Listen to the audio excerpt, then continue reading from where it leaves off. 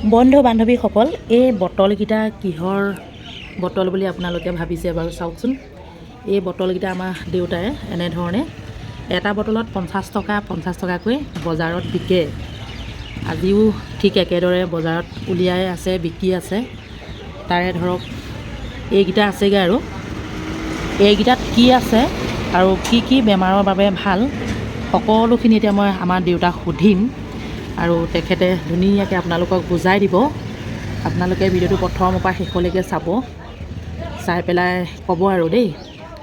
মানে যিসকলে অভিজ্ঞ ব্যক্তি তেওঁলোকে ক'ব আচলতে মানে ধৰক কিহৰ বেমাৰত ভাল বা কিহৰ বাবে বেছি ভাল সকলোখিনি যিসকলে মানে জানে আৰু সচেতন ব্যক্তিসকলে ক'ব আৰু দেই ধুনীয়াকৈ মানে কমেণ্ট কৰিব। মই বৰ্তমান বটলকেইটা দেখুৱাই আছোঁ। দেউতাই মানে ধৰক কাষ্টমাৰ লগত কথা পাতি আছে।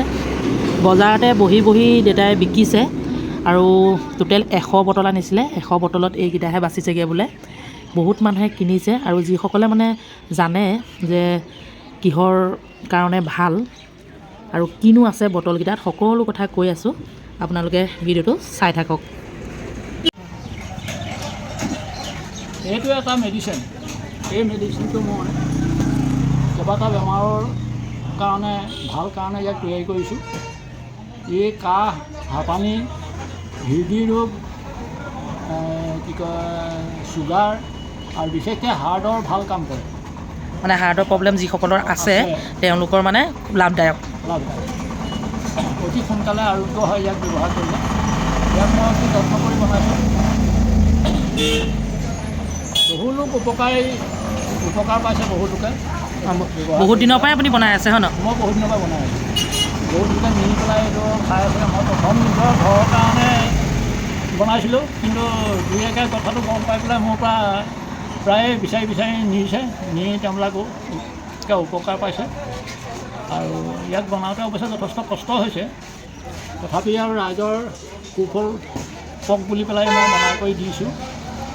আৰু এতিয়া বৰ বেছিকৈ সকলোৱে মানে হেৰি কৰাৰ কাৰণে বৰ্তমান অৱস্থাত মই বজাৰত উলিয়াবলৈ বাধ্য হ'ল, মানে উলিয়াবলৈ বাধ্য হ'লোঁ। বিক্ৰী বাটা চলিছে। এইটো বটলত এতিয়া প্ৰায় 50 টকা লৈছোঁ মই। 50 টকা কমহে হয়, তেওঁ বুলি 50 টকাতে মই দিছোঁ আৰু ৰাইজৰ উপকাৰ হওক বুলি পেলাই।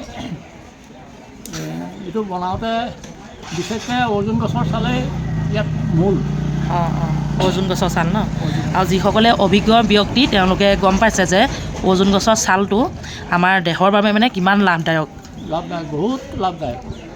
হাৰ্টৰ কাৰণেতো 1 নম্বৰ, তাৰপিছতে চুগাৰ, তাৰপৰা বাকী আৰু হৃদয় ৰোগ, হাঁপানি ইত্যাদি ৰোগৰ পৰা বহুত উপকাৰ। ইয়াৰ মানে হেৰি খোৱা প্ৰণালীটো কৈ দিয়ক, কেনেধৰণে খাব লাগে? খোৱা প্ৰণালীটো হ'ল এই ৰাতিপুৱা খালী পেটত ইয়াৰ আধা চামুচ দি পেলাই একাপ চাহ বনাব লাগে। লাল চাহ যিদৰে বনায় লাল চাহ যিদৰে বনায় চাহৰ সৈতে একে ৰং হ'ব।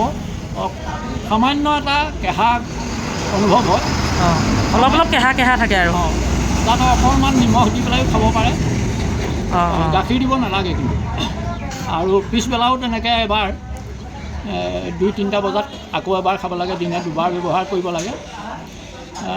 কণ্টিনিউ আপোনাৰ বেছিকৈ যদি কাৰোবাৰ অসুখ অশান্তিবিলাক হৈ আছে, তেওঁ মাহেক 1.5 মাহ পৰ্যন্ত ব্যৱহাৰ কৰিলে ভাল।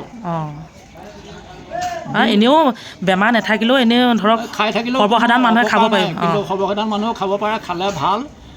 বিশেষকৈ হাৰ্টটো মানে ষ্ট্ৰং হৈ থাকিব। আৰু কাহ চাহ, চুগাৰ টুগাৰ ইত্যাদি হ'বলগীয়া আছিল যদিও সি হয়তো অলপ নিৰাময় হৈ যাব। গতিকে ৰাইজৰ উপকাৰী হওক বুলি আৰু মই এইটোকে চেষ্টা কৰি বনাই দিছোঁ। আৰু বাকী সকলোৱে জনাব, আচলতে বহুত দিনৰ পৰাই কামটো কৰি আছিলে। মই ভিডিঅ' বনাই মানে দিয়া নাই। মানে ধৰক আজি প্ৰায় আপুনি 100মান বটল আনিছিলে, এইকেইটাহে আছেগৈ। সেইকাৰণে মানে আপোনালোকক সেইটোৱে বুজাব বিচাৰিছোঁ, এই বস্তুটো বহুতেই লাভদায়ক। আপোনালোকে মানে ধৰক আমাৰ দেউতাৰ পৰা যে কিনিব লাগিব সেইটো বুলি মই ভিডিঅ'টো বনোৱা নাই। ক'ৰবাত যদি অৰ্জুন গছৰ মানে ছাল পাই যায়, এনেধৰণে সম্পূৰ্ণ মানে শুকুৱাব লাগিব হয় ন? এইটো গছৰ পৰা আনি মিহিকৈ কাটিব লাগিব। কাটি ভালকৈ এসপ্তাহমান শুকুৱাব লাগিব। ভাল চোকা ৰ'দত শুকুৱাই মানে অলপ চাফ চিকুণতাৰ মাজেদিহে কামটো কৰিব লাগিব। তাৰপৰা মেচিনত সম্পূৰ্ণ পাউডাৰ কৰি মানে যেনেকৈ হালধি পিছে তেনেকৈ সম্পূৰ্ণ পাউডাৰ কৰি পিচি পেলাই মই বটলত ভৰাই পেক কৰি আনিছোঁ। অঁ আৰু এইটো মেচিনত সৰ্বসাধাৰণ প্ৰায় 50 টকাকৈ লয় কেজি প্ৰতি। অঁ অঁ ল'বই বাৰু পিছালে মানে। আগতীয়া যিখিনি কষ্ট কৰিছোঁ সেইখিনি মই নিজেই কৰিছোঁ বাৰু। অঁ দেউতাই মানে এই বস্তুটো বহু দিনৰ পৰাই বিকি আছে আৰু বহুতে সুফল পাইছে। ভাবিলোঁ আজি অকণমান আপোনালোকৰ মাজত এনেধৰণে শ্বেয়াৰ কৰি দিওঁ, আৰু কোনোবাই যদি নাজানে কথাটো জানিব সেই বুলিয়ে শ্বেয়াৰ কৰিছোঁ। ঠিক আছে, যদি মানে আপোনালোকে মানে ধৰক যিসকলে অভিজ্ঞ ব্যক্তি তেওঁলোকেতো জানেই আৰু জানি শুনি কেনেকুৱা লাগিলে ভিডিঅ'টো জনাব, হয় নহয়? যদি কাৰোবাৰ এনেকুৱা অসুখ অশান্তি চলিও আছে, আমাৰ লগত যোগাযোগ কৰিলে তেখেতসকলে পাব। অঁ যদি আপোনালোকৰ দৰকাৰ হয় নম্বৰটো মই কৈ দিওঁ, লৈ লওক। মোৰ আপোনাৰ নম্বৰটো মনত আছে?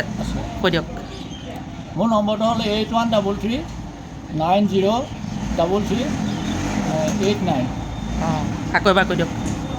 813390 আকৌ 89 33 অঁ 89। 89 কৈ দিছোঁ বাৰু, লগতে মই লিখিও দিম বাৰু। দেউতাই কোৱাটো ধৰক মানে প্ৰথমতেতো ঠিকেই ক'লে, অকণমান খেলি মেচি হৈছে যদিও মই তলত লিখি দিম। আপোনালোকে আমাৰ দেউতাক যোগাযোগ কৰিব পাৰিব। লগতে দেউতা এতিয়া কিমান বয়স হৈছিলে কৈছিলে সেইদিনা? 2 বছৰ কমি আছে 80 হ'বলৈ। অঁ 2 বছৰ কমি আছে 80 হ'বলৈ। এতিয়াও ধুনীয়াকৈ দেউতাই এইবিলাক বেপাৰ বাণিজ্য কৰি আছে।